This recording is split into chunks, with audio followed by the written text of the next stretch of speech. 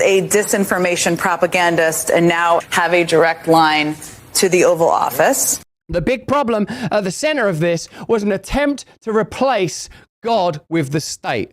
It's not a complicated idea. You guys know about it now, don't you? It's the thing that stopped me believing in state-run socialism. That if you don't believe that there is a higher principle, and if it isn't God or Jesus Christ, it's got to be really, really like it, and it's got to involve self-sacrifice and compassion. I'm not saying it's impossible to get there. I don't know, I only know myself. But if you believe the state and the government has the right and the job of crushing people down and controlling people, in the end, we've seen this now, social democracies tend towards tyranny.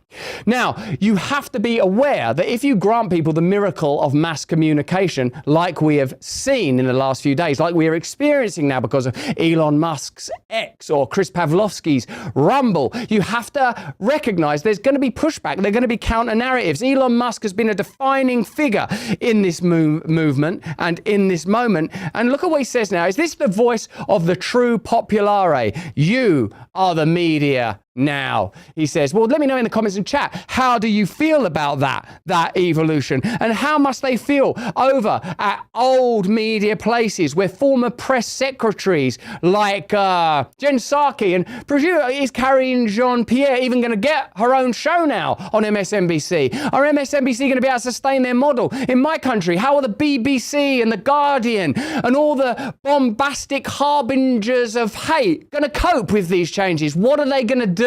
How's their model going to cope, dependent as they are on either advertising or subscription, dependent and resplendent with deception as they are? How will they cope with these changes if Elon Musk is right, that you are the media now? Here's Jen Psaki, former White House press secretary, current trumpet of propaganda for the establishment over there on mainstream media, recognizing that we're in a different world now. I think this is a big, huge part of the story that it's hard to even digest fully at this moment. But you have Elon Musk, who owns Twitter, X, whatever we're calling it these days, X, who is a disinformation propagandist and now has could potentially have a direct line to the Oval Office. Ooh.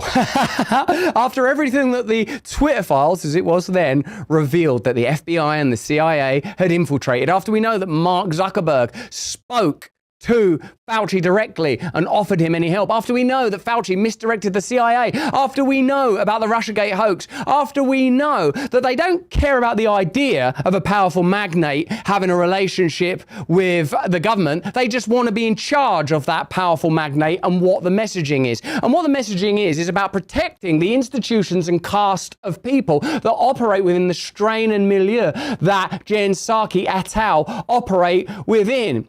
But those of us that have a thirst, a very natural thirst for real and radical change, know that those institutions have become weaponized. Trump still has trials to face, don't he, on November the 26th? Some of those weapons are still hot, still got bullets in the chamber. But what's going to happen now? Because indeed, with Elon Musk in this new position, whether you like Musk or not, whether you think that Musk is a transhumanist, what he has done with X is allowed a situation where free speech can flourish, where you can fact check him live. What you have on a video platform like Rumble, where you are watching this right now, is you can come on here and talk about trans rights, gender fluidity, Marxism, and I'd love to hear it. In fact, maybe we should do shows like that where we do listen, like Crowder does, to views that we disagree with. Because I don't have one purview, one centralized idea, which I think the whole world should yield to. I have my personal faith and a belief that you are probably like me. You love your family, you love your freedom, there's certain foods you like, you're fallen in sin like me, you're broken and you're trying your best.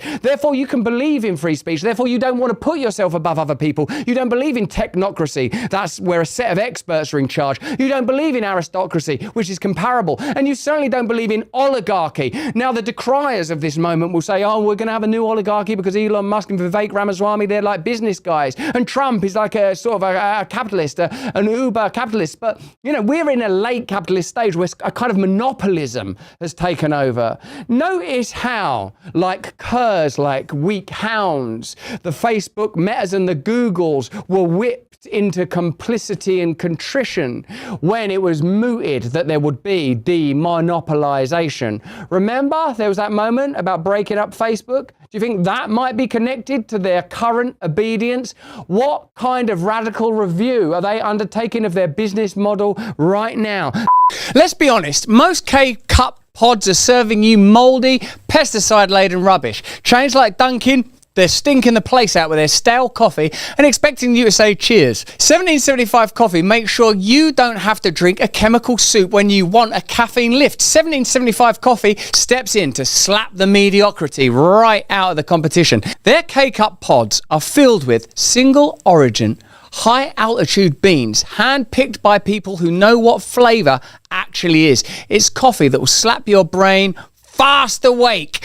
Faster, in fact, than a government scandal. Who doesn't need an injection of this new caffeine inflection? Kamala Biden?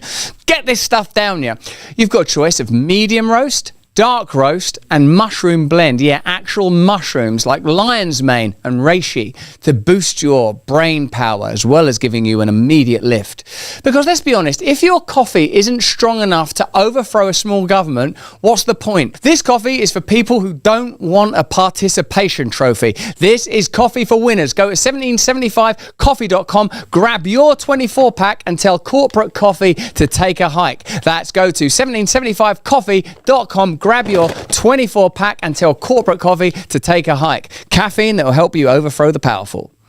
Hey, thanks for watching. If you want to see more uncensored content where free speech can flourish, join our live stream. Click the link right here to watch the next video if you want to, or become a member of a growing movement. Download the Rumble app and you'll be informed every time we make a new piece of content. Stay free.